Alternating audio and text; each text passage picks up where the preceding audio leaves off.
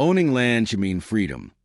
Freedom to live without interference, without someone telling you what you can and can't do. That's why I bought my property, far away from any HOA rules. No restrictions. No power-hungry board members controlling my life. Or at least, that's what I thought. Because one morning, I stepped outside and found a row of cars parked on my land. Not near it, not beside it, but directly on it. And that wasn't even the worst part. There was a bright blue HOA parking sign staked into my field like they owned the place. That was the moment I realized something was very, very wrong. But what I didn't know yet was just how deep the HOA's deception went, and how far I'd have to go to take them down. Before we dive in, please let me know where you're watching from. Let me start from the beginning. I bought my land for privacy, freedom, and peace. No HOA. No ridiculous rules. No one telling me what I could and couldn't do. That was supposed to be the deal until I woke up one morning and found a row of cars parked across my property. At first, I thought maybe it was a one-time thing. Maybe some guests from the neighborhood had mistaken my field for open parking. Then I saw the sign, a bright blue HOA-designated parking sign staked directly into my land. I stared at it for a long second, trying to process what the hell I was looking at. It wasn't just near the edge of my property. It was placed right in the middle of my front field. Next to it were more cars, SUVs, sedans, even a golf cart. Parked like this was a country club. I took a deep breath, walked over to the sign, and yanked it out of the ground. Then I knocked on a car window. The woman inside, middle-aged and dripping in HOA entitlement, lowered her sunglasses before rolling it down. "Excuse me," she said, annoyed, like I had interrupted her. I gestured at the land around us. "This is my property." She blinked. "Oh no, this is HOA overflow parking." I clenched my jaw. "No," I said, my voice steady. "This is my land." The woman frowned, looking genuinely irritated. "Well, I was told homeowners could park here if the clubhouse lot was full." I forced a smile. "Told by who?" She shrugged. "The HOA." Now I wasn't just irritated. I was furious. I started walking my property, trying to assess the damage, and that's when I realized it wasn't just parking. People were cutting through my land like it was a public road. There was a worn dirt trail where cars had been driving across my fields. Joggers were using my private pathways. Then I saw something that sent my blood boiling. A family was having a picnic on my land. They had unfolded chairs, a full picnic basket, and a cooler, like this was some kind of public park. I stormed over, keeping my temper in check. "Hey!" I called out. "You realize you're trespassing, right?" A man wearing an HOA-branded polo looked up from a sandwich. "Oh," he said, like I had just told him the sky was blue. I crossed my arms. "This isn't public property." He sighed, clearly annoyed. "Well, technically this land has been used by the community for years." I narrowed my eyes. "Used?" "Yes," he said, giving me that fake, condescending HOA smile. "The neighborhood has always enjoyed this space. It's an established common area." Common area? They had been using my land for so long, they actually believed they owned it. There's a sign, a printed map tacked onto a wooden post, a neighborhood map, one the HOA had distributed to new homeowners. And guess what was labeled as a community green space? My land. I grabbed the sign, ripped it off the post, and held it up. "This," I said, my voice dangerously calm, "isn't part of your HOA." The man barely looked concerned. "Well, you should really bring that up with the board." Oh, I planned to, because these people hadn't just claimed my land as their own. They had printed maps, put up signs, and convinced homeowners it was community property. And the HOA, they had never even asked for permission. That was about to change, because this was just the beginning. I didn't waste time. The moment I saw my land labeled as community green space on an official-looking HOA map, I knew exactly where I needed to go. Straight to Karen. I didn't bother with a phone call. I wanted to see the look on her face when I slapped that sign down on her desk. The HOA office was located in the community clubhouse, a modern, oversized building that looked like it had been designed to suck the fun out of any gathering. I walked inside, past a few bored-looking HOA board members, and straight up to the front desk. The receptionist barely looked up. "I need to speak with Karen," I said. She sighed, chewing her gum slowly, before lazily nodding toward a glass-walled office. I glanced over. There she was, Karen, queen of the HOA, perched behind an obnoxiously large oak desk. The walls behind her were lined with framed photos of herself at various HOA events, ribbon cuttings, fundraisers, some stupid Community Leader of the Year award. She had built a shrine to her own ego, and she was about to get a reality check. I walked in without knocking and dropped the HOA map and parking sign onto her desk. Karen barely blinked. She folded her hands neatly, offering me a tight, practiced smile. "Ah," she said, as if she had been expecting me. Like this was just another meeting on her schedule. "To what do I owe the pleasure?" I gestured to the map. "You want to explain why my private property is labeled as community green space?" Karen barely glanced at it. Then, with all the fake politeness in the world, she let out a soft sigh and shook her head. "Oh, that," she said. "There's no need to get upset.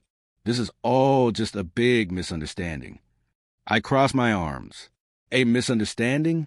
She nodded, tilting her head slightly. "Yes, you see, Oak Ridge Estates has always used that land for recreational purposes. It's been an informal community space for years. The homeowners simply assumed." I cut her off. "Assumed?" I repeated, my voice sharp. "Karen, let me be clear. That is my land. It's not part of the HOA. It never has been. Your assumptions don't mean a damn thing." Karen's smile didn't even falter. "Well," she said, her voice sweet as poison, "technically that's debatable." I clenched my jaw. "Debatable?" She reached into her desk drawer and pulled out a thick binder, flipping through color-coded tabs before stopping on a page. "Yes," she said smoothly, "there's something called a prescriptive easement. It applies when a property has been used by the public for an extended period of time.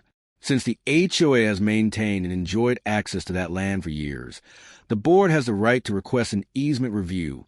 I stared at her. She had come prepared with legal jargon and nonsense loopholes, hoping I'd either get scared or confused. Unfortunately for her, I wasn't stupid. I leaned forward, planting my hands on her desk. "Karen," I said, keeping my voice low and even, just enough to make her shift slightly in her chair. "A prescriptive easement requires an official claim, a court ruling, and years of uncontested use. And even then, it doesn't transfer ownership." Her smile flickered. I wasn't supposed to know that. She recovered quickly, flipping to another tab in her binder. "Well," she continued as if she hadn't just been called out, "I understand this must be frustrating for you, but the reality is that the community has an established history of using that land. It's only fair that everyone continues to benefit." "Fair," she actually said. "Fair." I let out a slow breath, forcing myself to stay calm. "Fair," I said, shaking my head. Fair would have been asking for permission before putting up signs and claiming my land in real estate ads. Fair would have been not committing trespassing and fraud. Karen sighed as if I was being unreasonable. "Look," she said, voice dipped in condescension. "This doesn't have to be a fight. If you're open to negotiation, I'm sure the board would be willing to discuss compensation for shared community access." Compensation? She was actually suggesting I rent out my own land to an HOA I didn't belong to. I laughed a slow, humorless laugh. Karen's smile faltered again. "Oh, Karen," I said, shaking my head, "you really don't get it, do you?" She straightened in her seat, expression hardening. "There's no need to be difficult," she said, dropping the fake kindness. "Oh, I'm not being difficult," I said, standing up. "I'm shutting this down." I turned to leave, and that's when she played her next card. "You should know," she said, voice cool and composed, "the board has already approved an assessment of your property for community use. If you refuse to comply, we may have no choice but to take legal action." I turned back, and there it was, the thinly veiled threat. I gave her a slow, amused smile. "Go ahead," I said, taking a step closer. "Take all the legal action you want. And when you do, I'll make sure the court sees this fraudulent map, these fake barking signs, and every single letter your HOA has sent me." Her expression tightened. The The mask was slipping. "You wouldn't want to make this difficult for yourself," she said, trying one last time. I let out a slow breath, then leaned in slightly. "Karen," I said, voice calm and measured, "I don't think you understand what difficult looks like, but you're about to." And with that, I walked out because Karen wasn't going to stop. She wasn't just entitled. It was dangerous, and I had a feeling she was about to make an even bigger mistake. Karen didn't like being challenged. She had spent years getting her way, bullying homeowners, bending rules, and weaponizing fake authority. Now she had met someone who wouldn't fold. She couldn't intimidate me. She couldn't gaslight me. So she did what all power-hungry HOA dictators do when they are backed into a corner. She escalated hard. The first sign was a letter. It arrived read in a thick, official-looking envelope stamped with the Oak Ridge Estates HOA legal department seal, which, by the way, wasn't a real legal department. I opened it and skimmed the first page, immediately starting to laugh because Karen was doubling down on the delusion. Final notice. You are in violation of Oak Ridge Estates HOA community access policies. Failure to comply will result in legal action, including but not limited to fines, liens, or property assessment liens. Karen was threatening to put a lien on my land, my private, HOA-free land. The audacity was staggering. I flipped to the next page, which listed new fines. $500 for unauthorized restriction of public access, $750 for noncompliance with HOA aesthetic standards, and $11,000 for interference with community functionality. I was being fined or interfering with a community I wasn't even part of.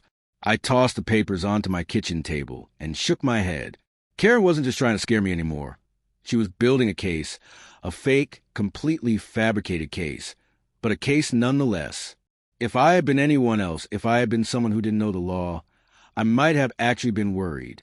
But Karen was about to find out exactly how badly she had miscalculated. I ignored the letter. I didn't call, didn't respond, and that drove her insane, because 2 days later, she sent her enforcers. I walked outside one morning to find 4 HOA board members standing at the edge of my driveway. They weren't on my land, not yet, but they were hovering, waiting, watching. I leaned against my truck, sipping my coffee. "Morning," I said, keeping my voice light. "Something I can help you with?" The tallest one, some guy in khakis and a golf visor, cleared his throat. "We're here on behalf of Oak Ridge Estates to discuss the ongoing violations regarding community accessibility." I sighed. "Let me stop you right there," I said, holding up a hand. "I'm not in your HOA. You don't have authority over my land. We're done here." Karen's number 2, a woman with a clipboard and an attitude, took a step forward. "That's where you're mistaken," she said, smiling like she was explaining basic math to a toddler. "The HOA has a long-established right to this land. The board has voted unanimously to assess your property for shared community use." I raised an eyebrow. "Assess my property?" She nodded. "Yes. Since you've made it clear that you do not wish to cooperate, we'll be moving forward with an easement review." An easement review? They were trying to steal my land through a legal loophole. As I smiled, not a friendly smile, but a cold, knowing smile, I said, "Good luck with that," turning toward my truck. Karen's number 2 wasn't done. "If you refuse to comply," she said, her voice sharper now, "we will have no choice but to take further legal action." I turned back. "You mean more fake legal notices? More phony fines?" I shook my head. "You people must be really bored." She flushed. "This is a formal warning." "Let me give you a warning," I said, stepping forward just enough that she instinctively took a step back. "If I see a single one of you step foot on my land again, I will press trespassing charges. No warnings, no second chances. You have no claim here, none." The board members exchanged nervous glances because that wasn't a threat. It was a promise.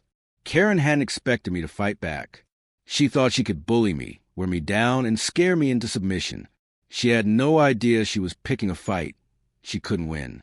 Because 2 days later, Karen escalated again, and this time she made her biggest mistake yet.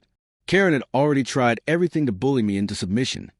Fake fines, fabricated violations, even sending her board members to intimidate me on my own land.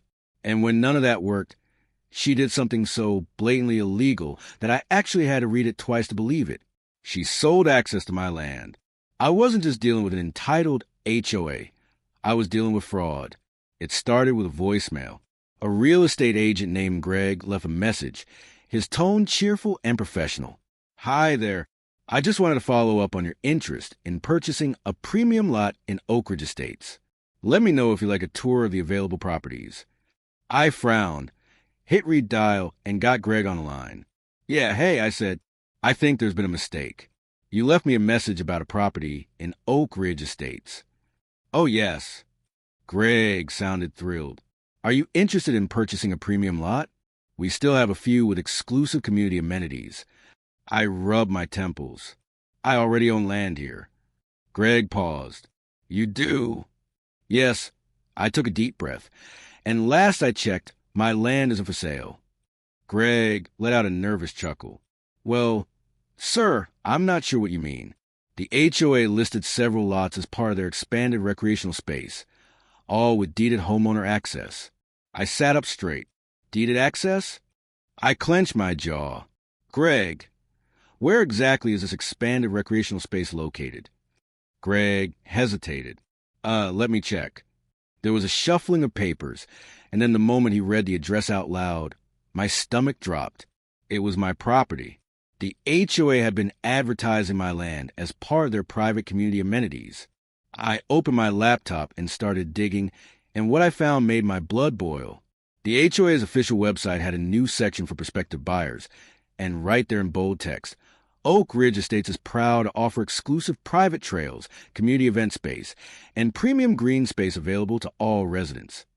And next to that, a map with my land highlighted. A color as I clicked through more pages. There was an HOA welcome packet for new buyers. They had branded my property as the Oak Ridge Private Trails. They had sold memberships for access. They had even included photos of my fields in their promotional materials. I wasn't just dealing with trespassers. I wasn't just dealing with entitlement. I was dealing with straight-up fraud. Karen hadn't just lied to me. She had profited off my land. She had convinced dozens of new homeowners that they had access to my property as part of their HOA fees, and I had the proof to burn everything down. But before I could even call a lawyer, Karen made her biggest mistake yet. Because the next day, I stepped outside to find workers on my land, and they weren't just passing through. They were landscaping it.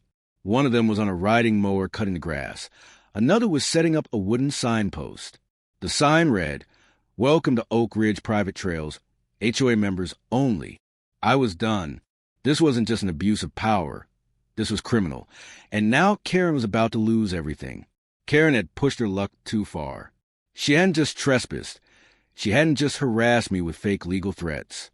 She had illegally sold access to my land, convinced new homeowners it was an HOA amenity, and even sent workers on my property to landscape it like it was already hers. I had more than enough proof to take her down legally, but first, I wanted to make sure she would never set foot on my land again. So I did what any reasonable landowner would do. I built a fence. Not a picket fence, not a simple chain link barrier, a wall. I called in a contractor I trusted and ordered heavy-duty industrial-grade fencing, complete with reinforced steel posts, anti-climb panels, and motion-activated security cameras. And then I didn't just block my property. I cut off every shortcut the HOA had been abusing. I mapped out every single access point they had been using, the dirt paths they had trampled, the makeshift parking spots they had claimed, even the gaps in my tree line where they had been cutting through. And I sealed them all. Every path, every entry, every little loophole they had been exploiting. Gone. I even rerouted my driveway gate, ensuring that the only entrance to my land was through my own private access road. By the time the fence was finished, the HOA was boxing like rats. No more cutting across my property. No more picnic areas. No more HOA private trails. The day after it was completed, I stood by my porch sipping my coffee and waited. And sure enough, Karen showed up. She came storming up to the fence, flanked by 2 HOA board members, arms flailing, face red with rage. I didn't say a word. I just let her have her meltdown. "What is this?" she shrieked, shaking the fence. You can't do this. I took another slow sip of coffee. This, I gestured to the towering steel fence, is my private property and you're trespassing. Karen went ballistic. You are interfering with community access. You are obstructing the homeowner's rights to... I cut her off. This land was never yours. I said, voice calm and steady, and now it never will be. She opened her mouth to argue, but I wasn't finished. I reached into my pocket and pulled out a thick folder. Inside was a cease and desist order filed against the HOA for illegal trespassing, fraudulent real estate claims, and unauthorized commercial use of private land. I flipped it open to the signature page, where my lawyer had already stamped his approval. By the way, I added, you're being sued. Karen froze. Her face went pale. The board members behind her shifted uncomfortably, because suddenly this wasn't just a property dispute. This was a lawsuit. And when I filed that lawsuit, the investigation began. And that's when everything truly fell apart for Karen. Karen had spent years controlling the neighborhood, bullying homeowners, and acting like she was untouchable. But the moment my lawsuit hit, her entire empire collapsed. The investigation revealed massive fraud. Karen had embezzled thousands from HOA funds. She had forged signatures on fake property agreements. She had lied to homeowners about land ownership, selling access to properties she didn't own. And the worst part? She had done it all on record. Once homeowners realized they had been scammed, they turned on her instantly. More lawsuits followed. The HOA board crumbled under pressure. Within weeks, the entire HOA was dissolved. And Karen? She didn't just lose her position. She lost everything. And the best part? The HOA itself was completely dissolved. No more fines, no more fake rules, no more entitled board members lording over the neighborhood. Just peace and quiet. Exactly what I had wanted from the start. Now, every time I pass by Karen's old house, empty, abandoned, her name erased from every HOA record, I remind myself of one thing. She thought she owned my land. Now she owns nothing. Game over, Karen.